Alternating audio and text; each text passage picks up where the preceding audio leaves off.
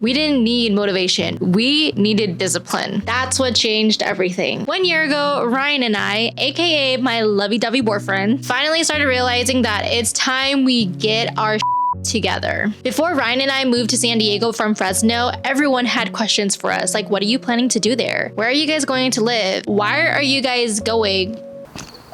Why not? Anyways, our SoCal life has started only a month ago because we just moved here. But it would have never happened had we not started building what we built for the last year, which was and still is discipline. The first thing we did was acknowledge that we had a problem, a big problem. When we met, Ryan and I, we were weekend shenanigans. We were out all the time, not thinking about the money that we were spending, enjoying the time of our lives. And I don't even regret it because those are the good old times. But eventually it did catch up to us because we had big plans for our future. When we started talking about leaving Fresno, it got pretty serious. And we realized that it wasn't just money that was holding us back. It was our bad habits, our lack of discipline. So we started telling ourselves that we couldn't go out anymore. And that was the hardest thing for us to do. Going out was a part of our lifestyle. And not just mine alone, but his too. Because before we met, I know for a fact we both had a lot of fun. This was the type of life that we lived individually, even before we met each other. That's how we met. We met in the club. So this was something that we really had to work on together. The first thing we did was that we stopped paying for Ubers, which I dropped almost $50 on every single weekend.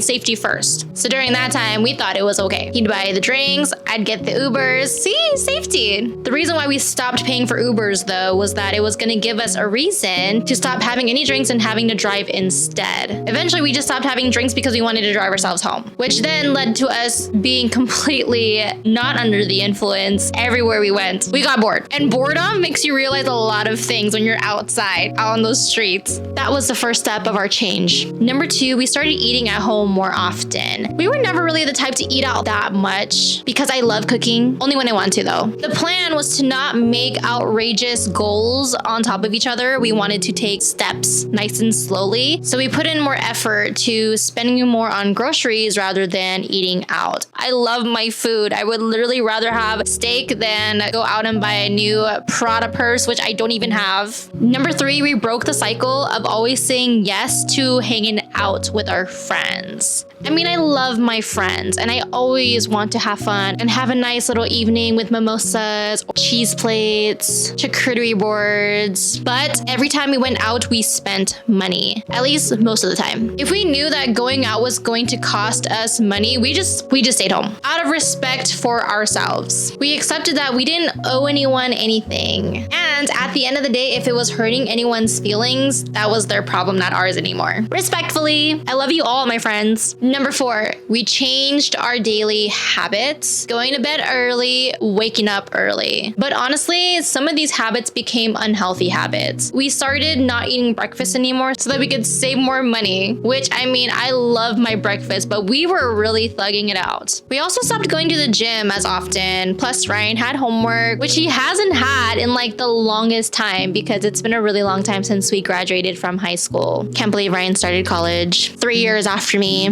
Number 5, we had to hold each other and ourselves accountable. Let's just say he's the frugal one, I'm the bougie one. He's super bougie though. He'd rather buy $60 pants than my $10 Shein pants that I buy in bulk instead. No, but for real, we did have to call each other out on things, especially when we knew we weren't going to need it as much as we wanted it. But we didn't make it personal at all. It's all about communication and understanding as well as comprehending. We became a team, not just a lovey-dovey couple, which we are. I'm just kidding. I used to hate holding hands in public, but now I enjoy it. Number 6, I started giving myself gratitude for the small things, especially when I had money to put into my savings account. I would literally be laying on my bed. I'm like, oh my gosh, I'm so happy and I'm so proud of us that we stayed in tonight, that we didn't go out. And when we did go out, which was not even once a month, so rare, I would literally be out there like this. with a drink in my hand, ready to go. So tired. I really did start telling myself how proud I was of myself. And honestly, that made me feel better as a person overall. And it made me feel like I was actually changing and becoming more disciplined for myself. Number 7, trusting ourselves more than the plan itself. We didn't have the perfect plan. As a matter of fact, it didn't really hit us until like January, because that's when we really started having to make plans for the summer if we really wanted to leave Fresno. We were having a little bit of fun during the holidays, enjoying ourselves. And then January came around and then we were like, oh my gosh, we have 4 months left to go look for an apartment. 4 months. But as long as we continued choosing better habits every single day, every day became a better day. I've been telling everyone that I would move to SoCal for the last 3 years. And honestly, I probably wouldn't have came here had I not met Ryan. I'm just lucky he was in San Diego for 5 years, because if we weren't together right now, I would still be in Fresno for sure. Not even kidding. Eventually I would have came here, but it would have definitely taken longer. I mean, yeah, moving to a new city is scary, and it was always a dream of mine, but I knew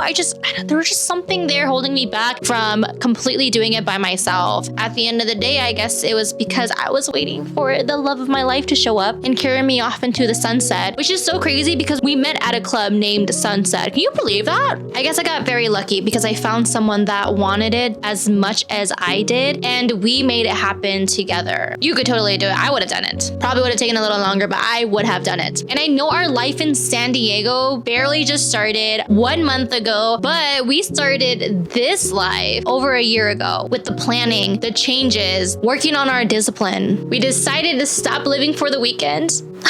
Unfortunately, and started living for what we truly wanted, which was bouginess on a budget. So it's not about having the perfect plan, it's about disciplining yourself. Don't be afraid to make that small, uncomfortable decision, because it can change your life completely.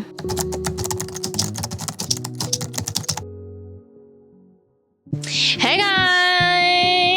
Thanks for watching this video. I hope it gave you some inspiration and some motivation and some discipline, because it takes a lot to really make something like this happen. I mean, we're out here now and I'm still stressing about everything because I mean, it's expensive out here compared to Fresno. Like, what in the world? Like, we're not gonna think about that. We are not. Anyways, my plan is to keep posting every Friday at 6 p.m. Check out my other videos. A lot of them are about changing and becoming the new me. Not the new me, but the true me. So if you enjoyed, please subscribe. Please like the video. Comment too while you're at it. And I will see you next week. Bye.